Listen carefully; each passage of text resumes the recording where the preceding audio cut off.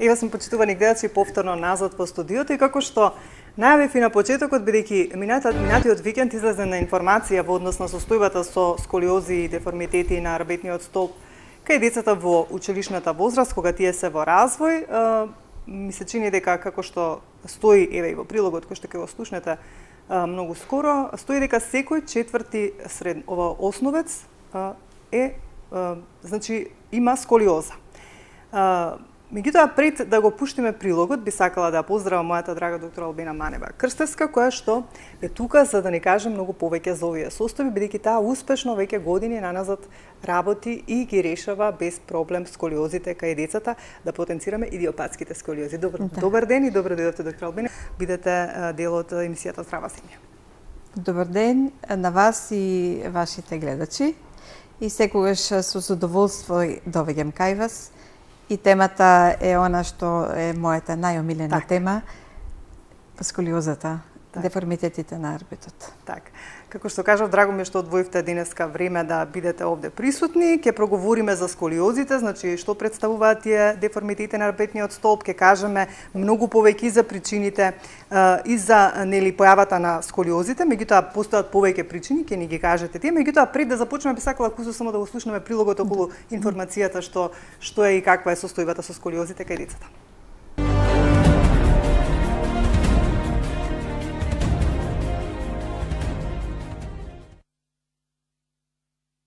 Секој четврти ученик во основно образование има искривување на рабетниот столб и деформитети на градниот кош. Систематските прегледи од 2018 година покажуваат загрижувачки податоци за здравјето на децата. Дури 25,4% од основците имаат сколиоза и кифоза, за разлика од 2017 кога тој процент бил 18. И покрај алармот на лекарите од школските диспанзери, кои изминатите години постојано предупредуваат овој проблем. Резултати засега нема. Од Министерството за образование очекуваат состојбата да ја подобрат со измените во Законот за основно. Предвидено е од 1 до 5 оделение часот по физичко образование да го изведува соодветен кадар од оваа дејност. Наставниците по физичко велат дека во 6 оделение, кога тие ја преземаат наставата, се соочуваат со деца кои немаат развиено моторика.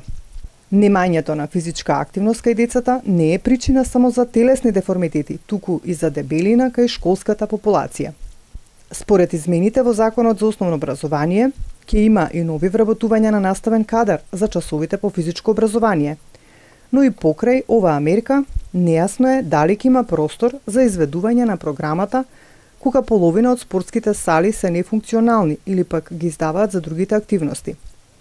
Во Македонија учениците неделно имаат само 120 минути физичка активност во училиштата. Во Унгарија пак секој ден часот по физичко е задолжителен во школските установи.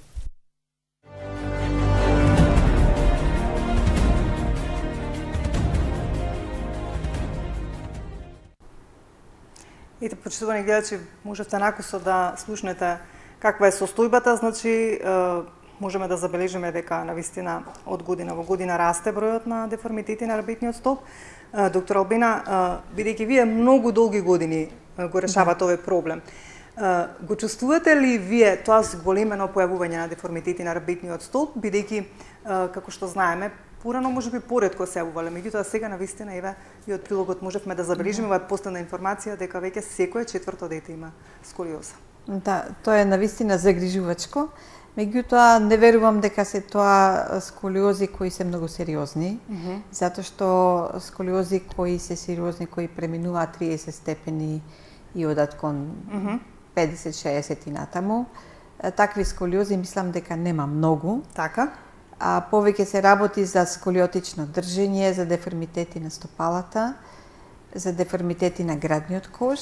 Така. И сметам дека е тоа причина за тоа е неактивноста, физичка неактивност на децата, иако има деца кои се занимаваат со спорт, меѓутоа многу се со телевизорот, многу се со телефоните, нема кој да ги научи како треба да седат, нема игра на улица, децата не играат сега, значи имаат виртуелни пријатели, све се преку Facebook, преку тие социјални мрежи контактираат. И тоа е една причина, причина, меѓутоа и друга причина е и лошата исхрана. Значи, децата не се хранат правилно, јадат многу храна која не е природна и генетски модифицирана, која не знаеме како делува, може да делува и на хормоните и на многу други работи. Пијат нездрави пијалоци кои се рекламираат постојано на телевизија, јадат многу месо, кое исто не е здраво. Значи, воопшто една исхрана која е далеку понеквалитетна и еден живот кој е далеку понеквалитетен од тоа што било порано.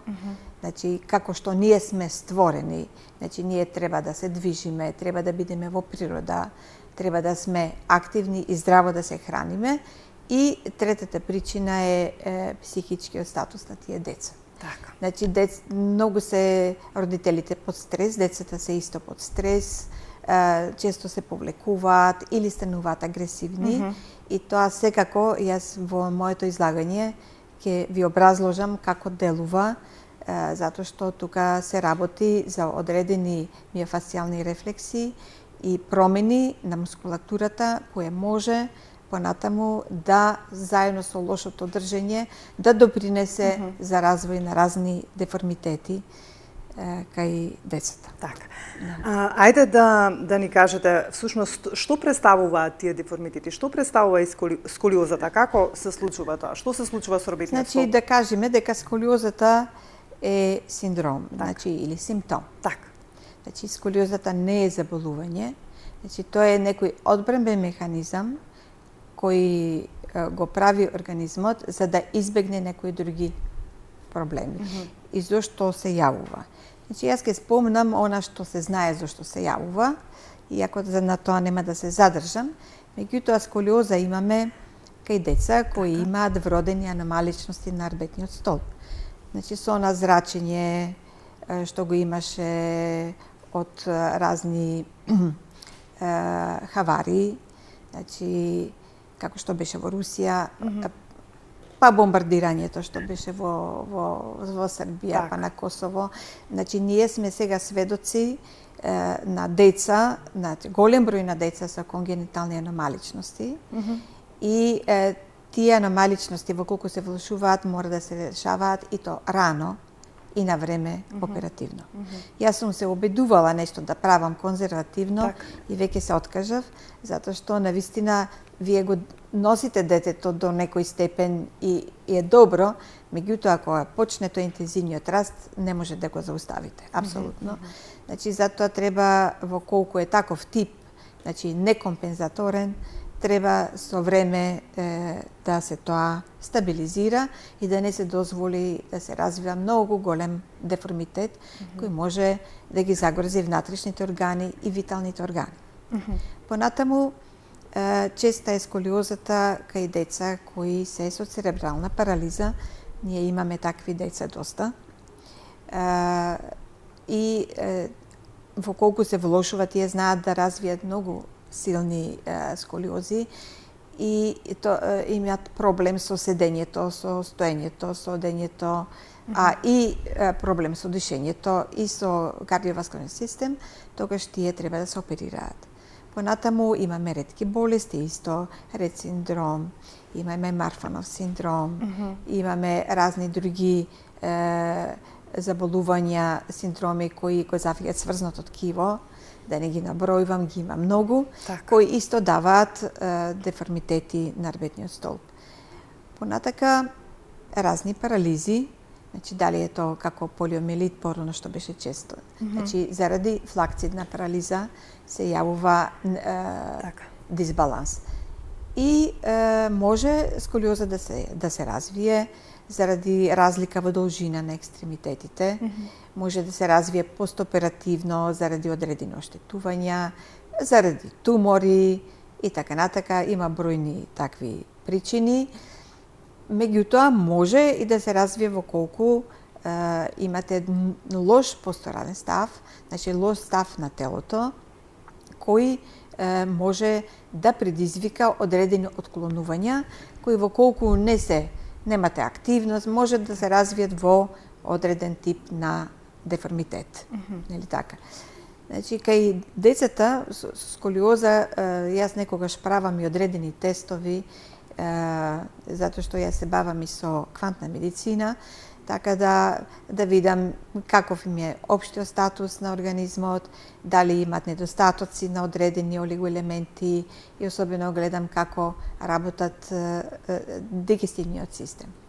Затоа што дигестивниот систем е многу битен и одредува дали има интоксикација или некои други работи кои се многу поврзани со она што ни е тема на денешнава емисија, со сколиозата. Така. Значи, сколиозата не е нешто што треба да го гледаме само рбетот, нели? Така. Значи, организмот е една целина и сега има едно движење во светот кое сака да ја промени, значи, се вика движење на современ нова медицина, хумана медицина, која не го гледа само, да речеме, одредениот проблематичен дел на организма, затоа што тој е поврзан со целиот организам. Така. Значи,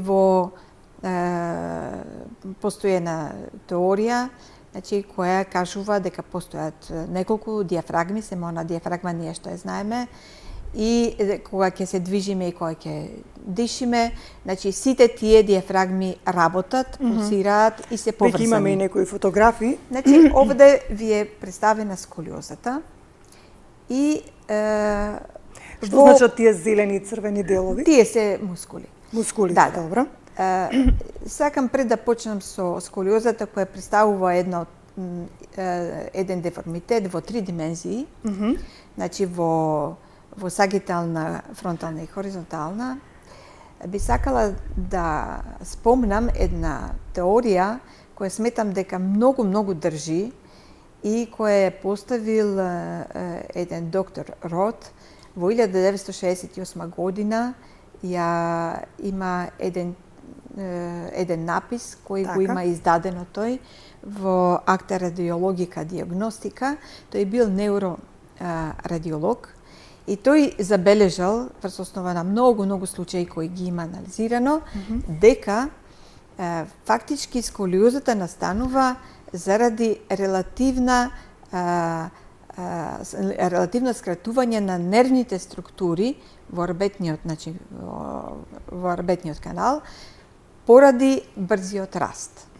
Значи, докажано е и покосно веќе 2000 година е докажано, иако неговата теорија, она што го напишал, воопшто никој не го забележал или многу малку луѓе го забележале, меѓутоа 2000 година тоа е потврдено и утврдено е дека, а и порано, дека има разлика во растот, коскиниот раст на рбетот, значи што се однесува од вентрална и дорзална страна, значи дека предниот дел на рбетот расте побрзо од задниот и тогаш се формира лордоза, значи јас ќе објаснам што е тоа, и дека побрзо растат коскените структури од нервните структури. Во тој случај, за да се направи компензација, рбетот бега во лордоза, значи оди према назад. Меѓутоа, тој не може бескрено да оди према назад. Значи, грбчето на децата се изравнува.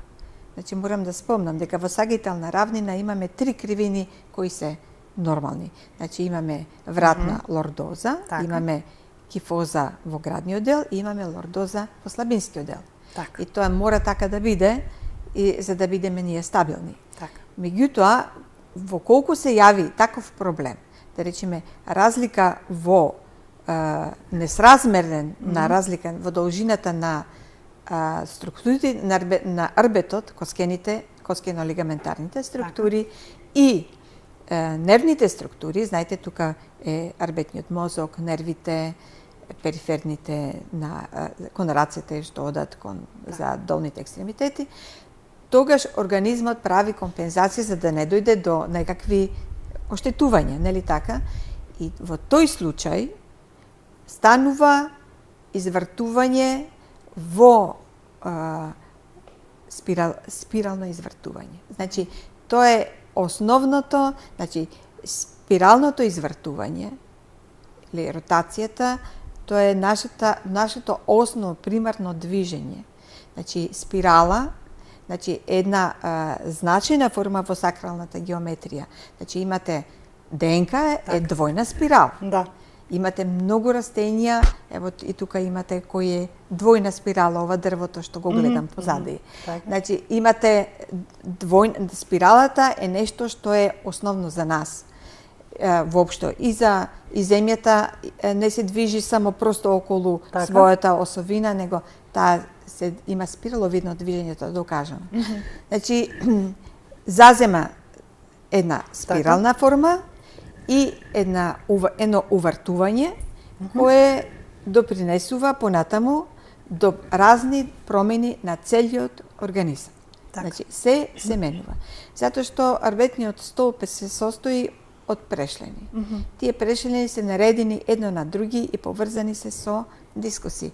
Значи дискусите имаме ли време да кажам или не? Да, гледам фотографија е дискусите. Што значи ова е тој дискус? Не, ова е, ќе ви објаснам.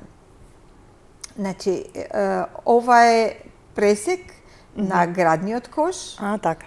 При сколиоза, нека остане овај слайд, ќе објаснам. Така. Значи, ова ви представува еден прешлен и во градниот дел и на него се зглобуваат ребрата. И тие треба да имат правилна срцевидна форма. Меѓутоа, во овој случај на сколиоза, гледате, од едната страна имате, значи, градниот кош е развиен, од другата страна немате дишење, градниот кош е многу стеснат и тука имаме проблем. Значи, како тоа изгледа? Значи, како изгледат коскините структури? Тие се вградуваат горе на главата, значи со главата, и главата некојаш се смета и како прв прешлен. И се вградуваат со карлицата преку сакралната и јачната коски. Меѓутоа, карлицата ги носи долните екстремитети, рамениот пояс, кој е поврзан со арбетот, ги носи рацете. А главата секако е поврзана со арбетот. Значи, секој мал проблем поврзано. Меѓутоа, прешлените се поврзани преку зглобчина. И то вистински зглобови се тоа кои имаат капсули, кои имаат лигаменти и кои имаат мускули. Значи имате мали мускули внатрешни кои се антигравитациони и ротациони и имате големи мускули задни на грбот, значи во вратниот, градниот и сладинскиот дел кои ги прават движењата. Меѓутоа имате и предни мускули на градниот кош, на стомачната шуплина и сето тоа е многу тесно поврзано. Секоја промена, најмала промена, се одразува, значи се одразува на мускулатурата, се одразува на мускулните фасции кои имат значително, јас покасно ќе ви објаснам и ќе ви покажам, значи значителна улога во тие различни миофасцијални рефлекси кои одредуваат која мускулатура ќе биде скратена, која мускулатура ќе биде релаксирана и ослабена релативно, кои се синергисти, кои се антагонисти, како тоа делува во една цела целина и што се случува. И затоа при постојањето на сколиозата, значи треба пациентот, да речеме децата, се зборуваме за деца во раст, значи за идиопатските сколиози, за кои официјално нема причина, меѓутоа, мислам, официјално една причина, меѓутоа има веројатно повеќе причини. Може тоа да биде и некоја асиметрија во развојот или дискретна асиметрија на нервниот систем. Некогаш и често забележувам дека тие деца имаат и дентални проблеми, така да ја секогаш ги упатувам до стоматолог, затоа што многу често е поврзано и со сколиозата, ако имаат одредени аномаличности тука, многу често. Јас немам правено статистика, меѓутоа скоро не можам да кажам сите, али често децата кои доваѓаат кај мене со сколиози носат протези или решаваат таков некој стоматолошки проблем, кои дава реперкусии на сколиозата и треба да се решава. Така. Она, мислам, кога е време, се разбира. И таму има некои ограничувања со возраста, мислам. Така. Понатака, што се случува?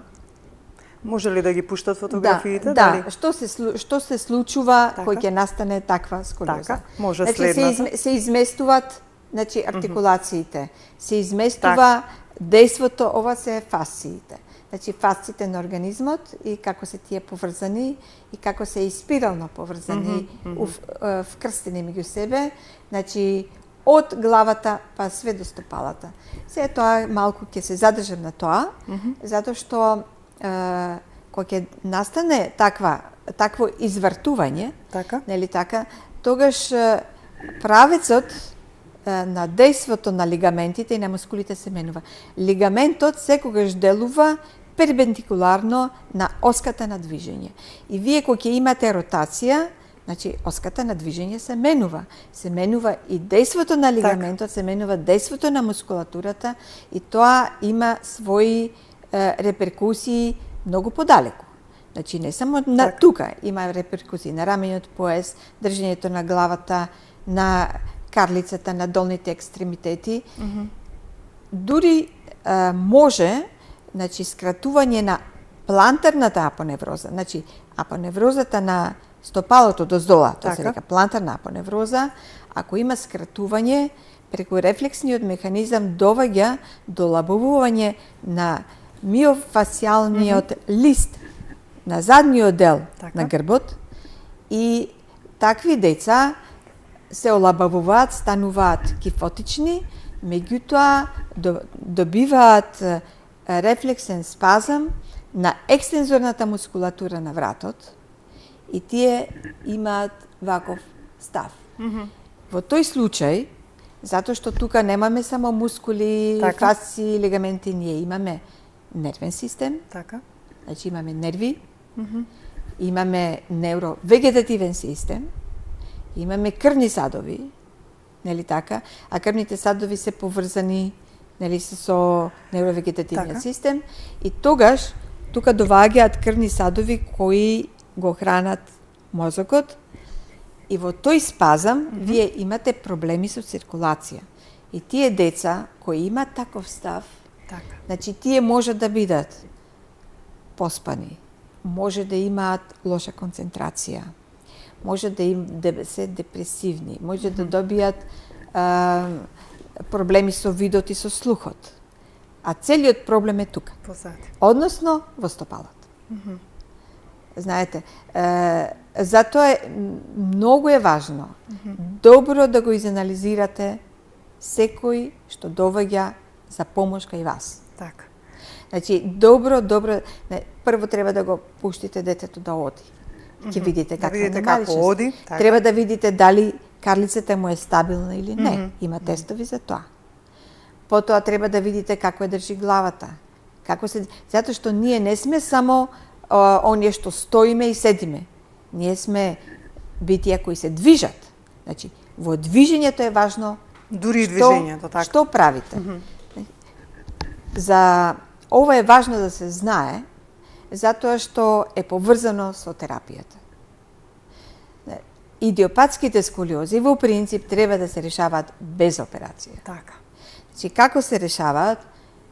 И јас кога сум почнала со учење, значи тоа сум имала среќа, сум влегла во установа која е врвна, светски врвна установа, каде што тогаш се работеше шротова метода, се работеа корсети кои беа усогласени со таа метода. Јас таа метода многу добро ја знам и ја работам, уште во Франција кога бев. Значи, и таму видов во нивната архива што тие правеа чуда. Значи, големи сколиози без операција ги средуваа многу добро. Значи, и тоа во раните години на минатиот век. Значи, ова ние што го работиме не е ништо ново. Така. Значи, ова е само се потсеќаме на она што старите генерации го знаеле и го практикувале и се заборавило во еден период. И сега се враќаме назад. Так. Односно, ги интегрираме, тоа се вика интегративна медицина, сите знаења кои можат да помогнат на човекот и на хуман начин да ја средат ситуацијата. Јас би сакала децата да не носат корсет. Значи, меѓутоа, кога ќе имате голема сколиоза, зашто јас се занимавам со сколиози преку 50 степени. Значи, кај мене не доваѓаат сколиози мали. Тие си решаваат на друг начин. Значи, кога ќе дојдат за операција, тогаш ми се јавуваат мене. Значи, јас се решавам сколиози, ќе ви покажам од многу големи степени, и за такви сколиози не може без корсет. Затоа што кога ќе настане таков деформитет, настануваат структурални промени. И вие ќе ви покажам како може едномоментно да добиете вие одреден подобрување. Меѓутоа, за да добиете трајно и рентгенски подобрување, вие треба постојано да го стимулирате, значи да стимулирате ставот, постурата, дишењето и многу други работи кои не може сам пациентот, мора сепак да има одреден корсет кој е асиметричен и кој е во склад со другата терапија. Така. Сега можете Можеме да ајде полека фотографиите за да ги објасниме. Еве. Значи, ова е едно девојче кој има две кривини по преку 80 степени. Тоа доста видливи. Да, видливи. И кога ќе дојдат тие, обично се упаничени родителите, предложено е операција нормално, значи тоа е апсолутна индикација за операција. Меѓутоа, родителите одбиваат и со право.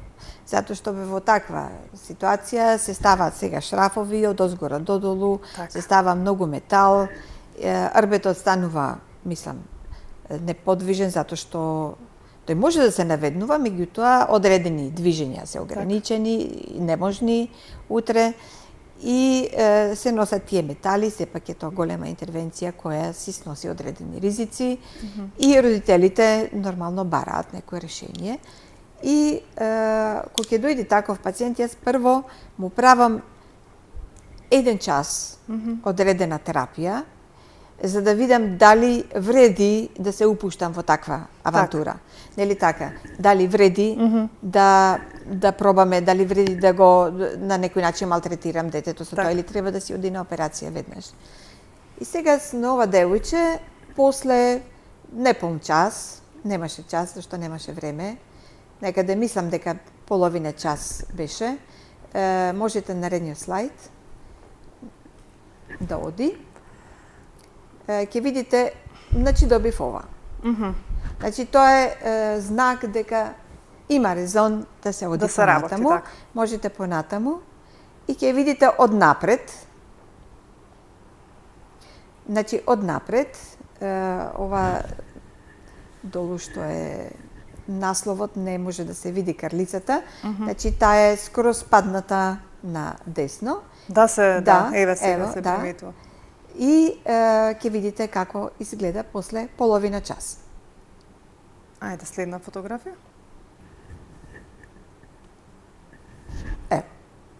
Мислам дека се гледа дека има промена. Значи, видливо. За кратко време. Значи, јас тука користам... Вие така одлучувате дека веќе ќе можете дека да го средите овој оди. проблем. Значи, јас тука користам, значи, морам да кажам, значи, сем корсети кои ги правам сама, заедно со, под мој надзор се разбира, со во Центар за ортодика протетика во Скопје, кои се единствени луѓе кои се професионално за тоа. Тоа знаат да го работат, меѓутоа јас секој корсет си го креирам и едноставно со нив заедно го работам, значи не препуштам, таков ми е стилот на работа, затоа што се работи навистина за многу деликатни случаи кои треба да му посветите максимално внимание. Понатаму користам разни мануелни техники, манипулативни техники, нешто налик на хиропрактика, многу други работи, и акупресура користам и многу нешта, за да добијам, и то терапијата е од глава па све до стопала. Користам рефлексотерапија, обавезно рефлексна терапија, значи на стопалата на рацете.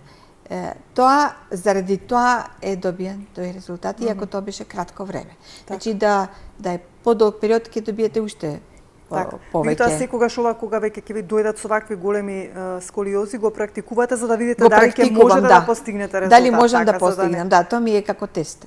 Дали можам да постигнем. Така, ајде може следните ова ви е шено така? корсет. Кај девојченце која се лекува со голема сколиоза. Вака тоа изгледа асиметричен корсет, понатаму. Следна фотографија. Кој дозволува, ево, значи, ова е претходното девојче, што ви го прикажав со корсет веќе. Со корсетот. И почна со шрот терапија. Значи, шрот терапија е една метода која е усогласена со се ова што го кажував. Значи, таа обрнува внимание на држењето. Прави анализа на одот. Така. Значи, како треба да се коригира одот е многу битно.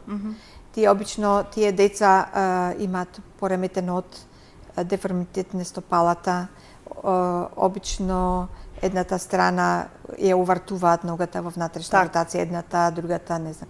Значи, има, и тоа е нормално, затоа што имате ротација на карлицата. Значи, ротацијата на карлицата ви е исто во три просторни равнини.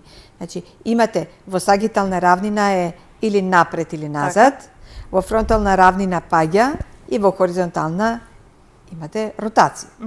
И кога правите корсет, вие морате да водите сметка за тоа. Значи, не можете вие само корпа да му ставите на детето. Значи, вие морате да имате, значи, тоа е суштината на шенокорсетот. Значи, таму кај што вие треба да ја направите деротација на карлицата. Значи, и после одите нагоре. Така, како што кажете, тродимензионално. И после одите нагоре, да. Има многу точки на притисок, кај што ќе притисните, треба да знаете каде оди ербето за да го ослободите од другата страна. Знаете, и обично родителите ќе речат ова ми е вака малку необично, чуден корсет, тие сакат нешто да не се познава, сега се познава. Така. Некогаш помалку, некогаш повеќе, зависи. Меѓутоа не е страшно. Так. И треба да има многу простор во градниот дел. Значи, кој ќе се работи за градна сколиоза, обично е градна сколиоза и тие се многу потешки за решавање од лумбалните сколиози, затоа што лумбалната сколиоза дозволува повеќе и притисоци, тука има повеќе меко ткиво и така. Во градната имате ребра, значи почврст, значи тој граден кош и тука треба да водите сметка како ќе направите деротација. Обично ребрата се и деформирани и треба време за да можат тие да заземат нормална позиција и да можат тие да го намалат тој гибус. Знаете, кога ќе се наведна децата имаат грб. Нели така? Таа може да биде и по 5 и по 7 сантиметри висока и многу лошо изгледа, меѓутоа она што е важно е да се постави нормално дишење, да се постави нормална функција на срцето, на крвните садови, на внатрешните органи и така натаму. И тука би обрнала уште еднаш внимание на тоа како организмот функционира. Значи, ова што го зборувам, значи не може да функционира во колку вие и нема да има успех во колку вие не го третирате пациентот во целина. Така.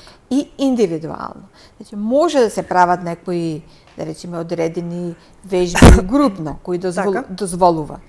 Меѓутоа, анализа морате да направите. Затоа што според одредени сознанија, значи има 4 диафрагми. Некои вика дека има и повеќе, меѓутоа сега и на тие разни семинари, и на тие научни собери е установено дека има 4 диафрагми. Значи имате кранијална диафрагма. Значи кранијалната диафрагма се состои од разни сврзни ткива кои имаат одреден, значи, фалци ребри, да речеме, тентоним, такви од разни сврзни ткива кои имаат одредено треперење, одредена резонанца, одредено тие пулсираат. Значи све пулсира во организмот и во околу нас. Значи и во универзумот имаме пулсации, различни пулсации. Значи пулсираат. И таа пулсација пренесуваат на другите диафрагми кои ќе ви ги објаснам. А нервниот дел на кранијалната диафрагма е хипоталамусот и хипофизата. Значи тие се знаат медицинарите дека хипоталамусот и хипофизата се поврзани и со вегетативниот нервен систем, и со метаболизмот, и со хормоните. Имаше една теорија за метионинот кој делува, значи тоа е од тука. Значи како и тоа треперење, значи таа пулсација се пренесува преку ликворот, значи течноста кој го обвива нервниот систем, се пренесува понатаму. Од тука информациите одат понатаму. Втората диафрагма, тоа ви е цервикалната диафрагма или вратната диафрагма. Тука ви е устната шуплина, дното на устната шуплина, хиоидната коска и тука ви се од автономниот нервен систем, и јазикот се разбира, и од автономниот нервен систем ви е тироидниот плексус. Значи, тие се многу битни и во терапијата се работи. И се работи на масетерната мускулатура, и се работи на дното на устната шуплина, и се работи на јазикот, и се работи на забите, да не зборуваме за мускулатурата. Значи, тука спаѓа скаленосната мускулатура. Значи, скаленосната мускулатура има одредени простори каде минуваат нерви, каде минуваат големи крвни садови кои идат горе во мозокот. Значи, од тука зависи ако имате вие спазам тука, ако имате проблем, ќе имате проблем и со вртоглавици, ќе имате проблем и со хормоните, ќе имате многу проблеми, ме разбирате. Понатаму имаме градната диафрагма. Значи, она што ја знаеме диафрагма. Значи, градната диафрагма го ограничува градниот кош во кој сместени белите дробови, срцето и големите крвни садови. И тука имате кардијалниот плексус и соларниот плексус. Значи, тие се важни за функцијата на срцето, за функцијата на гастроинтестиналниот тракт. Дали ќе работи добро, дали нема да работи добро, дали ќе имате добар имунитет или не. Многу често деца кои имаат стрес се жалат на болки во стомакот, во желудникот. Дори некои имаат и улкус. Значи, тоа е све поврзано. Како дишите? Значи, дишењето, вие дишите, вдишувате, издишувате, меѓутоа сите тие диафрагми работат истовремено. Значи, и вратната, и кранијалната, светото пулсира и понатаму имате пелвична диафрагма. Значи, долу, на дното на карлицата, која ја градат сакралната коска и мускулите, и лигаментите кои се долу, и каде се сместени урогениталните органи и правото црево ректумот. А во абдоминалната шуплина ви е црниот дроб, жолчното кесе, цревата и слезинката, нели? И големите крвни садови, заедно со сите плексуси на невровегетативниот систем. Значи, и сето тоа, замислите сега, при едно такво искривување, значи, тоа се поместува, значи се поместуваат органите во абдоминалната, во градната шуплина, се поместува циркулацијата. Деца со огромни сколиози се многу конфузни. Некогаш успорени, депресивни, не зборуваат, повлечени. Сето тоа има своји реперкусии, да не зборуваме какви има реперкусии понатаму на урогениталниот систем. Какви имат реперкусии на празнењето на дебелото црево, кое повлекува интоксикации, кое повлекува многу други работи. И ако тоа дете не му обрнете внимание, се храни со фаст фуд, пие кока-коли, пие разни други работи и пијалоци кои се штетни, значи И на тоа треба да се обрне внимание. Значи Зато комплетно, не е само да. Значи, ние имаме современа медицина, имаме све повеќе болни луѓе. Така. Па треба да се запрашаме зошто е тоа така. Значи, не се решаваат проблемите само со пиење на апчина. Така. Значи, треба да се хуманизира ова општество. Значи, луѓето и повеќе да се дружат, и повеќе да се хумани, и да имат повеќе добри чувства. Значи, чувство на страв, чувство на гнев, агресивност. Тоа све се одразува директно преку овие диафрагми што ги споменав, веројатно има многу повеќе од нив, али овие се признаени вака официјално, се одразува на мускулатурата и миофасцијалниот систем кој дава големи реперкусии. Значи, моментално ние зборуваме за сколиозата, меѓутоа се причини за многу други заболувања. Така. И затоа луѓе кои работат, ево да речеме, хиропрактиката во Америка официјално признаена. Кај нас е бау. Да. Таму е покриена со социјално. Значи, социјалното покрива кој ќе одите вие кај хиропрактичар, зашто знае дека тие брзо, нив парите им се важни. Значи, нема социјално да плаќа толку пари за тие луѓе, брзо ќе бидат излечени со неколку третмани, можда и со еден. Така. Ме разбирате? Значи, луѓе често имат болки и така натаму. А сега за сколиозите, хиропрактика чисто не може да се реди. Така. Во комбинација може би да. Сем за мали сколиози, кога вие го оставате во баланс. Значи, не е важно методот што го користите. Вие треба да го ставите детето во баланс.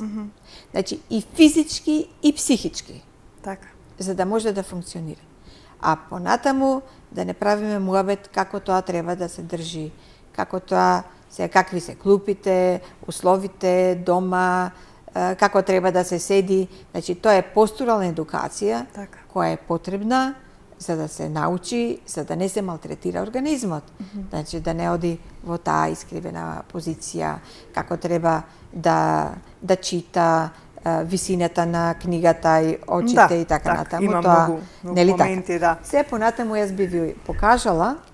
Ајде да ги објасниме Да ги фотографиите. објасниме.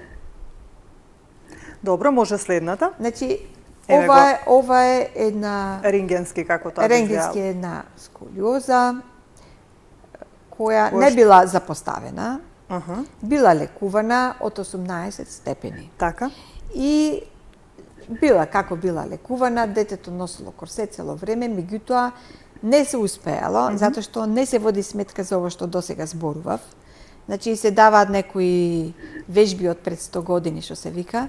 Значи, не се работи индивидуално, не се води сметка за многу други работи. Се дават корсети кои некогаш не се како што треба. И девојченцето дојде, овде е 85 меѓу со 94 степени. Тоа е веќе многу. Многу. Да. И со голема молба да се проба. Добро, за мене, како да ви кажам, предизвик. Така. Значи, пред 20 години некој да ми каже сега ова конзервативно ќе го лечиш, мислам. Така, малку ќе сте биле скептични. Ќе ми беше смешно и ќе речем ова не е возможно, меѓутоа изгледа дека нешто ќе направиме, сега докаде ќе стигнеме, не знам. Така. Меѓутоа, јас ќе ви покажам. Значи, докаде стигнавме за година и пол. Така? Да. Ајде да видиме, следно. Да, за година и пол. Значи, на наредниот слайд. Значи, PSO. ова е снимка после една година. Понатаму. Ајде следна. Значи, ова е, гледате како изгледа. Значи, тоа е лопатката од левата страна е скроз прилепена. Таа од лева страна немаше ни дишење. Значи, таа воопшто немаше дишење. Така. Од лева страна. Така. Тоа беше све блокирано. Од десната страна ребрата веќе беа скоро сврзани со карлицата. Беше и горе имаше една голема од 60 степени сколиоза, цервикоторакална. Главата на една страна. Детето беше во ужасна состојба, понатаму. Ајде, следната. ова е после година и пол. Сега не е идеално. Значи не е ни меѓутоа завршено. има доста Значи не е идеално, меѓутоа значи тонусот на мускулатурата, бојата на кожата, горе гледате ќе видите значи ова лопатката е веќе повлечена и струк веќе има од десна страна. Понатака. Ајде. Значи ова како изгледаше пред. Значи од напред. Так. Гледате каква е ротација на рамениот пояс, главата е скрос на другата страна и како е извртена целата карлица и органите во неа. Значи десното рамо е скрос напред. Така. Понатамо. Ајде следната. Да видиме сега промената. Сега гледате Навистина дека видлива, имате струк. Значи имате струк од двете страни. Рамениот појас веќе изгледа на нешто, главчето веќе некаде и забележите и градниот кош и стомакот напред. Значи стомачниот дел веќе е центриран. Значи не е извртен, центриран е. Понатака. Ајде следната фотографија. Ова е бочно. Во профил, значи како е исфрлен гибозитетот и лопатката и понатака сега да видите како тоа Како е промената, да видиме само. Значи ова е сега. Така. Значи, и таа има добиено неколку сантиметри во висина, иако е така, веќе... бидејќи кога веќе се коригира и се не е таа мала. Имаме ли уште фотографии? Да, уште неколку имаме. Ајде да ги видиме. Значи, ова ви е, значи, кога веќе ќе се наведне, така. Значи, колку беше и сега се уште е, меѓутоа не е толку голем. Вака, значи, вака разликите изгледа. се видливи, може да се забележат. И така. последниот слайд, мислам, тоа ви е едно девојченце кое вежба пошрот. Така. Значи, Пошрот како што методата. кажавме, за секој проблем, за секоја сколиоза, посебен тип на пристап, посебен тип на третман, за да се дојде до резултат. Да. Така. И мануелно јас многу работам на овие деца. Так. Многу работам ако има потреба психички, јас зашто сум и хомеопат, и хомеопатска терапија им давам. Значи, вклучувате се она што вие сметате дека треба да се вклучи. Се што знам вклучувам, затоа што сколиозата ми е голем предизвик и би сакала ако можам да ги спасам тие деца од операција. Значи операцијата да остане, ама мислам дека такво движење има и во светот веќе. Значи не трчаат веднаш, гледаат да, значи има промени веќе во медицината, почнува да се гледа малку поинаку, затоа што заглавивме. Так. Ме разбирате? Доктор Албена, значи во секој случај од сето она што можевме да го слушнеме, од сето ова ваше искажување, јас ви дозволува вие повеќе да говорите, бидејќи навистина сакав убаво све да објасните она што сакавте да го кажете како комплексен проблем на сколиозата, да не биде само нели на две на три кажано.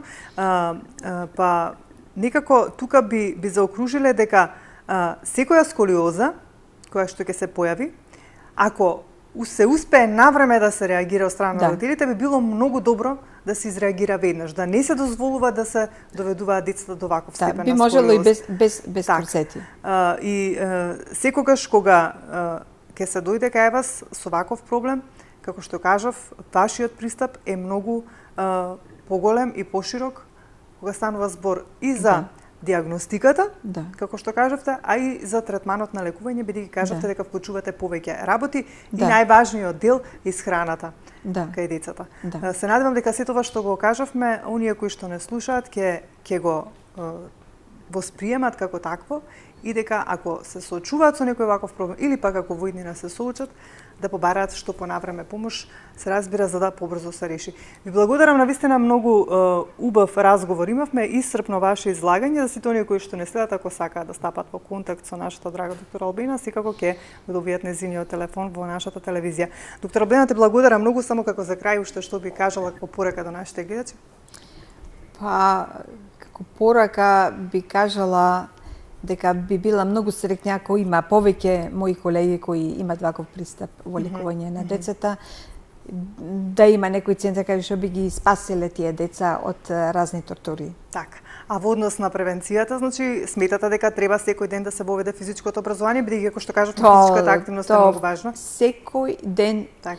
и тоа да биде, значи може тоа да биде првиот час, зашто сите не можат во сала, меѓутоа треба одредени вежби, треба физичка, значи таа култура за движење, за активност, може и да се организира во природа, да стекнат навика децата, знаете. И тоа се после ќе имат навика цел живот. Цел живот, така. Ви благодарам за денес, се надевам ете во некоја следна прилика повторно ќе се видиме да проговориме за некоја друга тема. Благодарам. Благодарам и на вас. Почитувани гледачи, тука некаде ќе се одмориме повторно со една убава музичка numera од Лепи сол, изборот на колегата Бране, а потоа ќе се вратиме повторно во студиото.